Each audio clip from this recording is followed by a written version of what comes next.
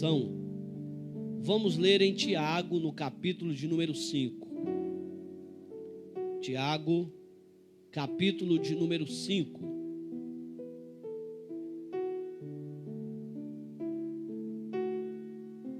Tiago, capítulo de número 5, a segunda parte do versículo 16 e o versículo de número 17.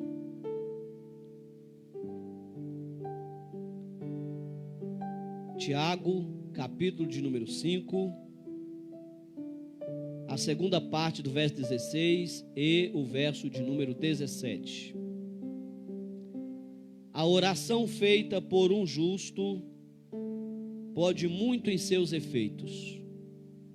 Elias era um homem sujeito às mesmas paixões que nós, e orando, pediu que não chovesse, e por 3 anos e 6 meses não choveu sobre a terra. O 18 também. E orou outra vez, e o céu deu chuva, e a terra produziu o seu fruto. Amém. Meus amados irmãos, além do poder da oração, que está claro nesses versos, é mostrado também aí a figura do profeta Elias, que segundo o que Tiago narrou para mostrar o poder da oração, Elias era um homem, segundo Tiago, sujeito às mesmas paixões que nós. Ele tinha as mesmas limitações que nós, e sujeitos a elas como nós. Mas esse homem, ele era um homem que tinha uma intimidade muito grande com Deus. O próprio Tiago afirma que ele orou ao Senhor para não chover, e não choveu. E que depois ele orou novamente para chover, e que choveu, mostrando a intimidade que este homem tinha com Deus, e como Deus o usava de uma forma extraordinária. Quando eu vejo Tiago falando sobre este grande homem, Elias, e observando que ele era um homem sujeito às mesmas paixões que nós, e esse homem sendo usado tão grandemente por Deus, eu fico feliz, porque eu entendo que, assim como Elias foi grandemente usado pelo Senhor, se nós andarmos na presença de Deus com verdade, com sinceridade, e nos rendermos a Ele com inteireza, com certeza Deus também poderá nos usar de uma forma extraordinária para a glória do seu nome. Mas quando eu leio no livro dos reis, no primeiro livro dos reis, que narra a história de Elias e narra um pouco do seu ministério, eu vejo que Elias viveu o que eu vou chamar nessa oportunidade de 3 momentos específicos na vida, assim de uma forma geral. De uma forma geral, 3 momentos específicos na vida, que eu quero chamar nesta oportunidade também de fases na vida do crente. Existem fases de alegria, existem fases de grandes colheitas, existem fases de grandes expectativas, existem fases de vitória extraordinárias, e esta fase de vitórias, de expectativas, de muitos milagres, eu vou chamar de a fase eu sou forte. É aquela fase que tudo que a gente faz dá certo. É aquela fase na vida que em tudo que a gente colocar a mão, prospera. Elias viveu esse período da sua vida e do seu ministério, que foi um período fecundo no seu ministério. Tanto é que nós estamos inseridos em um texto que diz que ele orou e pediu a Deus para não chover, e por 3 anos e meio não choveu.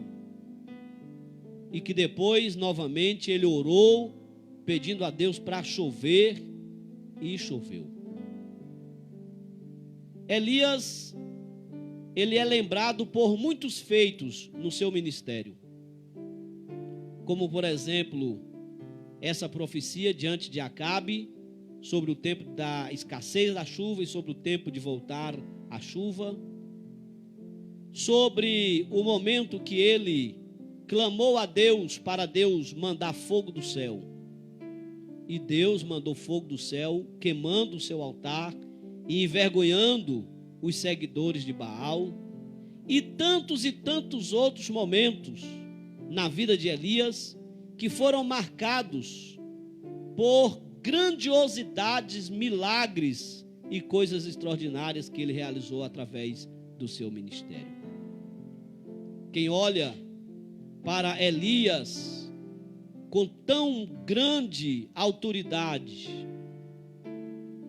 e se o texto ficasse resumido somente em mostrar as proezas de Elias, e somente por um outro método, ou por outro meio de escrita, como uma história secular e não bíblica, alguém dissesse que esse homem esteve à beira de uma depressão, talvez alguém nunca acreditasse.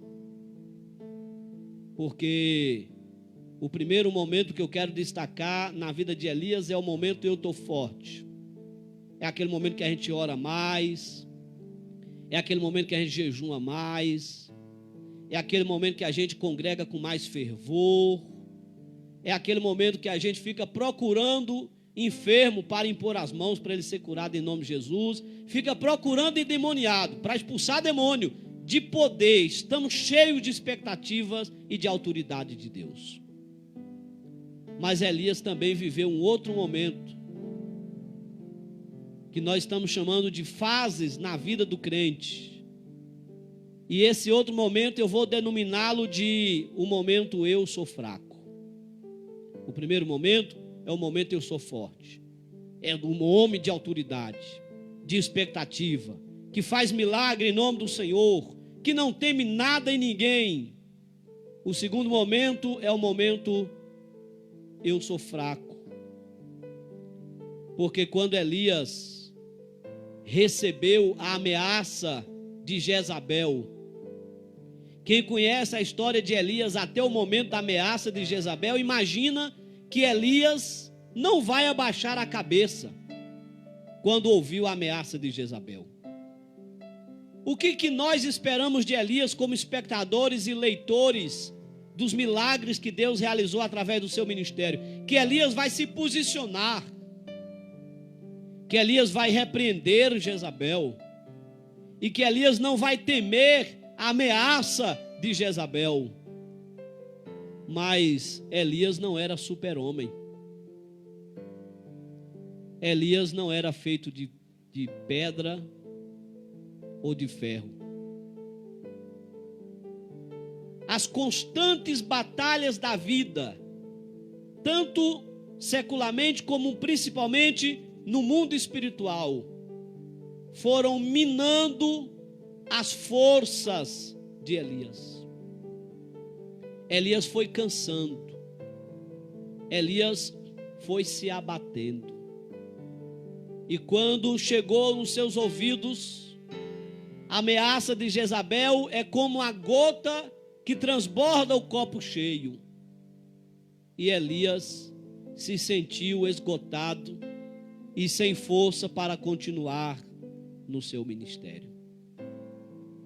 Não é só você que fica abatido, Elias também ficou. e ele era um homem extraordinariamente usado por Deus. Não é só você que fica triste, sem vontade de levantar, sem vontade de sair do quarto. Elias também ficou assim. Agora, o que se deve observar é o fato de estarmos sujeitos a ficar assim e o fato de permitirmos continuar assim. Uma coisa é chegar nesse estado e outra coisa é nos permitir permanecer nesse estado. Primeiro, permanecer nesse estado é sinônimo de derrota. Nós podemos até chegar nesse estado por conta das fadigas, das adversidades da vida. Nós podemos chegar nesse estado, mas não significa que Deus quer que você continue nesse estado. Eu já quero antecipar, antes de concluir o tópico, eu já quero antecipar, dizer para você, pelo que eu conheço da Bíblia Sagrada, do que ela fala sobre o nosso Deus e pelas experiências pessoais que tenho tido ao longo da vida, que o desejo de Deus é que você se posicione, que você levante a sua cabeça, que você tenha perspectivas positivas da vida, que você não fique aí mergulhado nas lágrimas, mergulhado no caos e no sofrimento, com esse sentimento de coitado, de comiseração. Deus está dizendo: se levanta, se posicione, porque o mesmo Deus que estava contigo no tempo da bonança, no tempo da profecia, no tempo dos milagres, continua contigo no tempo da tristeza, no tempo da depressão, no tempo do sofrimento, no tempo da dor. Está escrito que Elias, ele despediu o seu servo, deixando-o em casa, e partiu para o deserto. Elias foi para o pior lugar que uma pessoa nesse estado pode ir, para o deserto. Porque geralmente quem está nesse estado almeja mesmo o deserto. O próprio Davi disse isso no Salmo 55, quando estava profundamente angustiado. Ele disse: quem me dera asas como de pomba, porque assim eu voaria e escaparia do problema. Voaria para o deserto, pernoitaria lá no deserto, para escapar da fúria do vento e da tempestade. É o desejo de quem está triste, é o desejo de quem está profundamente abatido, mas no deserto não é o melhor lugar para se ir. Não é que Deus não possa ir no deserto, Deus também vai no deserto, porque Deus não pode ser impedido por lugar, porque Deus é onipotente.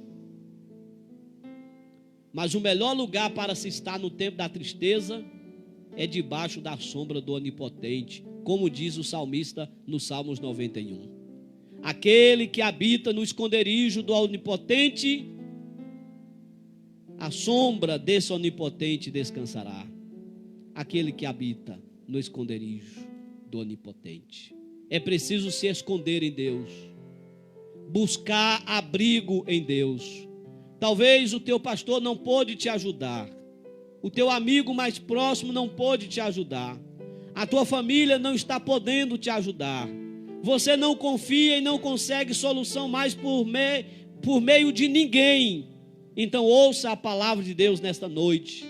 Busque estar na presença de Deus. Corre para a presença de Deus.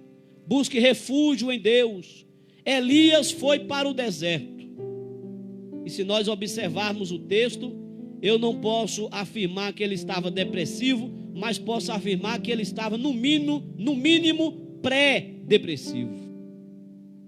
Porque diz que ele foi para o deserto e ali procurou um zimbro, deitou debaixo do zimbro e no seu ânimo, olha que ânimo abatido, ele pediu a própria morte. Ele não tinha um espírito suicida, porque nós sabemos que o espírito suicida não provém de Deus.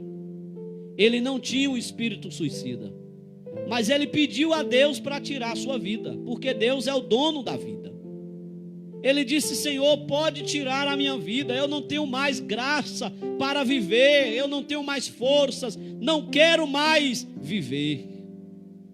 E meus irmãos, é interessante porque quando Elias orou desta forma diante de Deus, de tristeza ele pegou num profundo sono e foi despertado com a presença do anjo de Deus. Talvez Elias pensava: nunca mais vou acordar, porque eu pedi ao Senhor para retirar a minha vida, e certamente eu vou dormir aqui, nunca mais vou acordar. Devo acordar já lá nos tabernáculos eternos de Deus. Só que Deus ainda tinha um outro período para Elias viver. O anjo de Deus despertou Elias trazendo comida e bebida. Sem palavras, Deus respondeu para Elias: eu não conto com a sua morte. Sem palavras, Deus respondeu com Elias: te dou pão e te dou água, porque quero que você viva e viva forte e viva com abundância. Glória a Deus, glória a Deus. Mas Elias estava tão desanimado que ele comeu, bebeu e dormiu novamente. E isso me deixa feliz em uma parte, porque mostra que Deus não desiste de nós. Deus nos compreende por inteiro e Ele não desiste de nós. Se fosse outra pessoa, talvez teria desistido de Elias, dizendo: eu já insisti, já levei para ele comida, já levei para ele água, mas ele não reage. Mas Elias foi despertado novamente com a presença de Deus através de um anjo. E dessa vez ele veio com uma ordem, uma palavra no imperativo, dizendo: Elias, come, bebe, porque você não vai morrer agora. Come e bebe, porque o seu caminho ainda é longo. Muito comprido é o teu caminho, Deus ainda está contando contigo. Você pensa que o teu ministério acabou, mas ele continua, Elias. Ainda tem muita coisa para acontecer. E eu sei que Deus está falando contigo nesta noite. E eu estou te dizendo em nome de Jesus, através da palavra de Deus nesta noite: se alimente desta palavra que é pão. Se fortaleça do Espírito Santo, que é água de fonte inesgotável.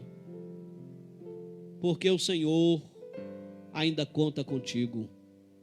Muito comprido ainda é o teu caminho. Renove a tua esperança. Renove a tua expectativa. Abra os teus olhos para ver a realidade das coisas.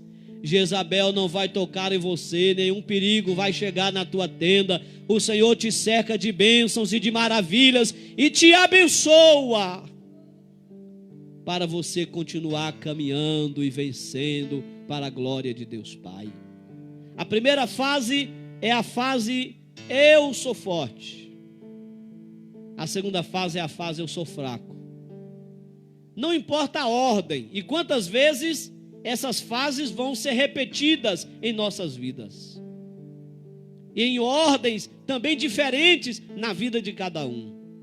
Agora, o mais importante é não perder a esperança da terceira fase, porque a terceira fase é a fase que o Senhor nos tira desse mundo e nos leva para estar com Ele nas mansões celestiais. Agora, olha que coisa engraçada, meus amados irmãos.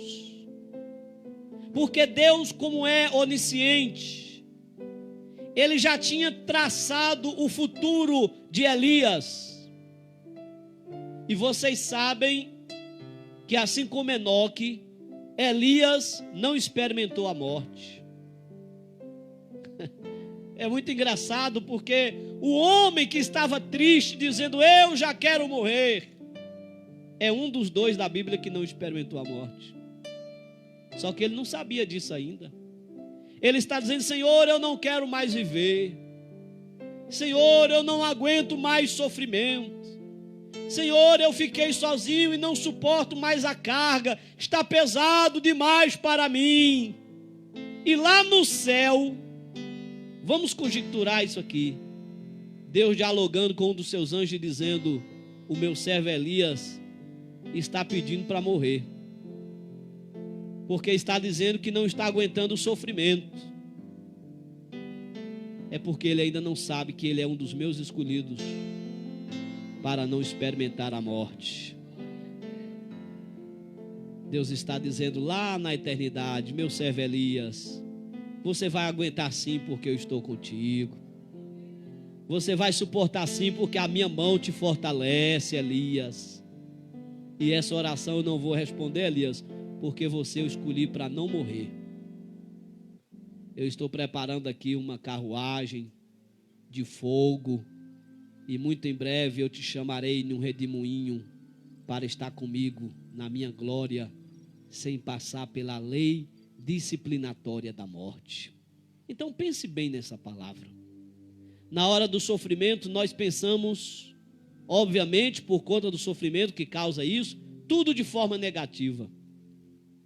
Mas o que eu quero dizer é que o que Deus tem preparado para nós é muito maior e melhor do que a nossa capacidade de pensar e de crer, principalmente no tempo do pessimismo, no tempo do sofrimento. Deus está te dizendo: será muito melhor, será muito maior do que você é capaz de imaginar.